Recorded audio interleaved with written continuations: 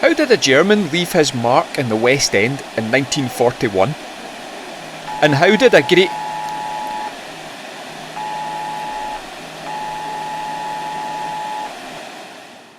As I was saying, how did a German leave his mark in the West End in 1941? How did a Greek leave his mark close by in 1872? And how did Charles Rennie Mackintosh have a hand in television production when he died in 1928? Find out now in this episode of Astonishing Glasgow.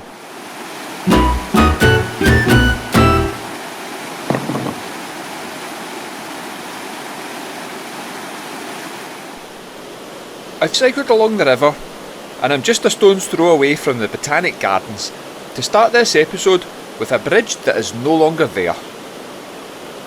This is all that remains of the original Queen Margaret Bridge, which was locally known as Walker Bridge.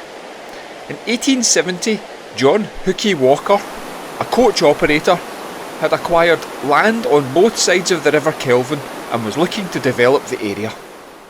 Key to this development was a bridge over the river to carry traffic from Great Western Road to his brand new neighbourhood. He had picked a bad location for the bridge, however.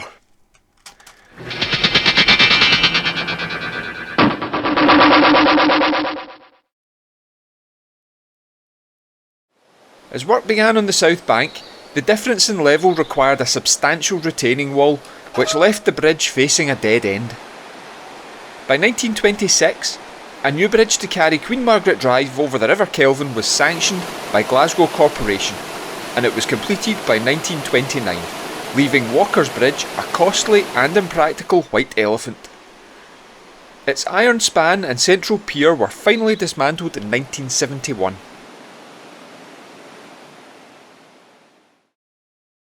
The wall that played the part in the bridge's downfall should not be overlooked, however. Quite possibly it has more of a story to tell than either of the two bridges. Erected in 1870 using the same stone as the bridge abutments, the scale of the retaining wall feels overpowering at first and quite featureless. But there are areas of flair and intrigue that give clues to the man behind its design. Alexander Greek Thompson has popped up numerous times in Astonishing Glasgow videos, but usually when talking about grand buildings. It almost feels odd that his name is linked to a piece of civil engineering, but he has managed to add his trademark Egyptian and Greek influence if you look closely enough. There are also some unanswered riddles hidden along the wall. Is this a secret door to a long lost subterranean lair? Or a fireplace for a house that was never built? We will never know, as this was the last work of the famous man.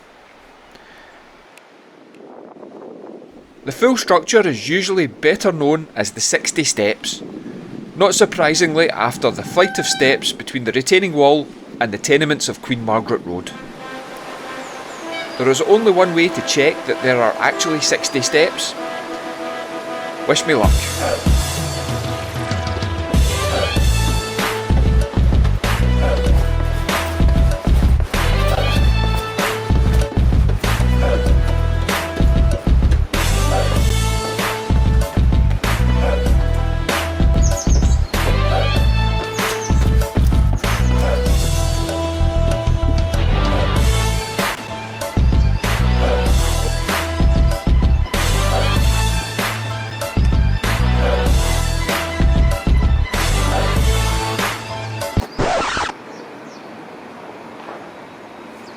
Hold on, I think I just counted 66. I'm not going back to check. The top of the steps bring you out on Kelvinside Terrace West, and from the edge of the wall you get a really good idea of the height difference between the river, the bridge and the level the houses are built on. Sadly, the steps lost their original iron banisters for the war effort, and the treads were covered in concrete at some point to repair wear and tear. But they are now Grade B listed for their historical importance, and the 60 Steps Preservation Trust are aiming to maintain the structure and hope to one day return it to how it looked when completed in 1872. Whilst I get my breath back, Please remember to hit that like button. Subscribe to the channel to get notifications when new videos are uploaded, and check out the other episodes of Astonishing Glasgow if you haven't already. From the steps and a structure that has lasted 150 years, to a building on Wilton Street that was not so lucky. This gatepost is all that remains of 275 Wilton Street. On the night of August the 27th, 2007, residents felt the building move, and large cracks appeared on the gable end wall. The fire brigade were called, and within 5 minutes of getting the last resident out of the building, the whole lot collapsed.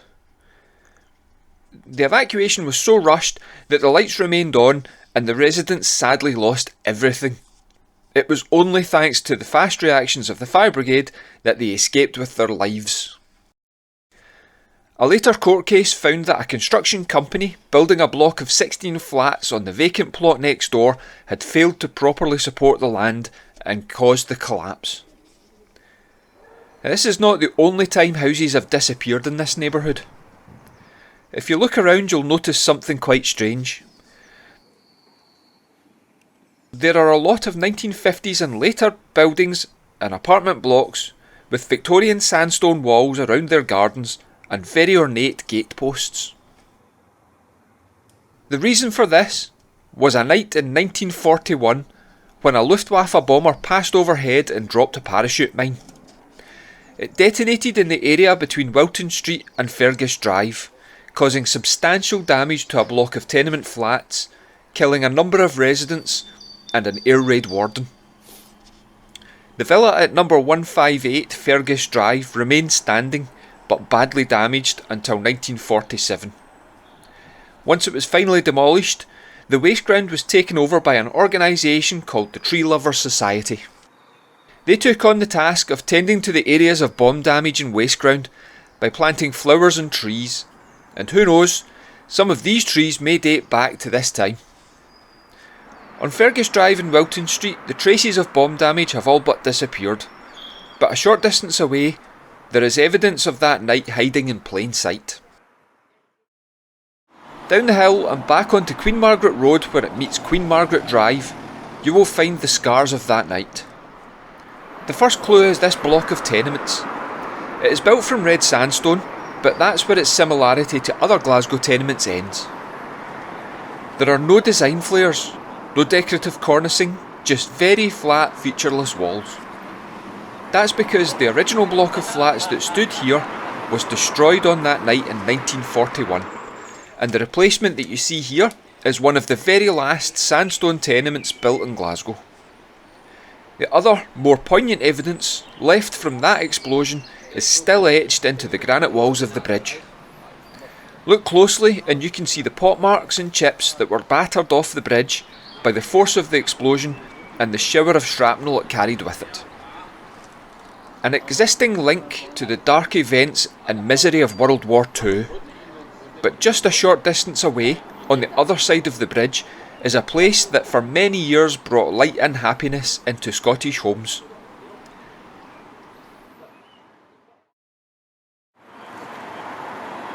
Facing the Botanic Gardens, this is number 20 Queen Margaret Drive.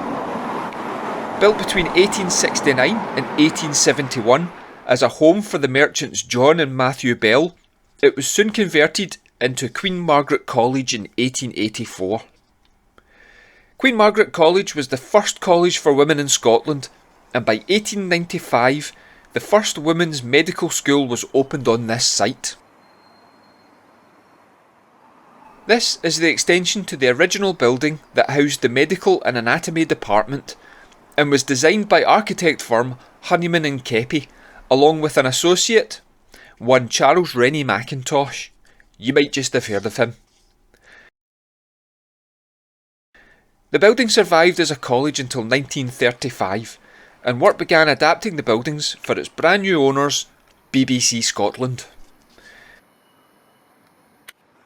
The BBC moved in 1936 after the site was adapted for the production and broadcasting of television and radio shows, but this was not the BBC's first home in Glasgow.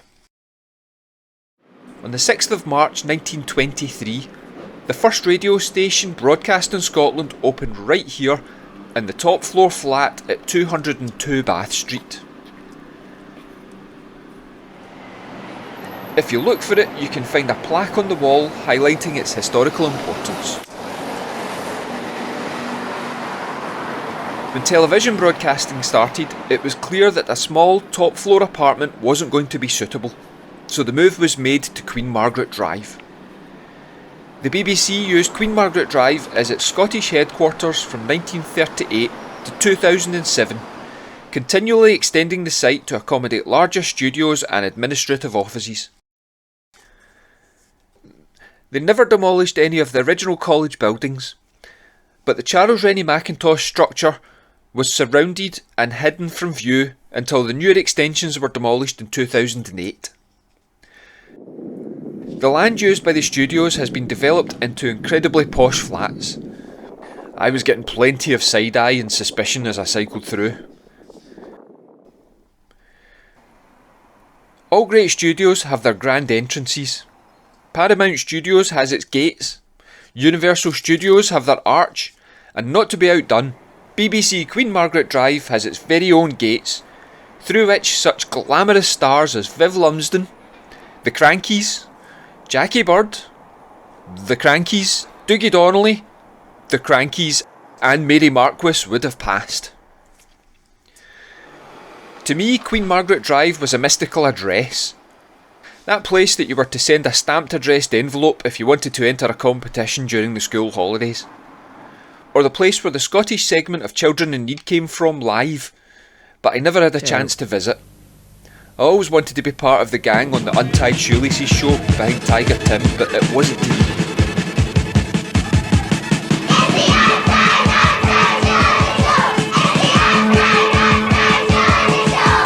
Wake up, you sleepyhead. It's time for you to get out of bed. This is the Untied Shoelace Show. The BBC still have studios in Glasgow, but they are now in a purpose-built facility at Pacific Quay on the site of the Garden Festival beside the Clyde. So that's your story of the Steps, the Bombs and the BBC in Glasgow. If you enjoyed this episode, please remember to hit that like button. Hit the subscribe button if you didn't already to be notified when videos are uploaded to the channel. And if you'd like to help me make more episodes, hit that super thanks button to make a small donation. Get in touch via the comment section or through the social media links, you'll find them in the description below. And thank you very much for watching, and see you all for the next episode of Astonishing Glasgow.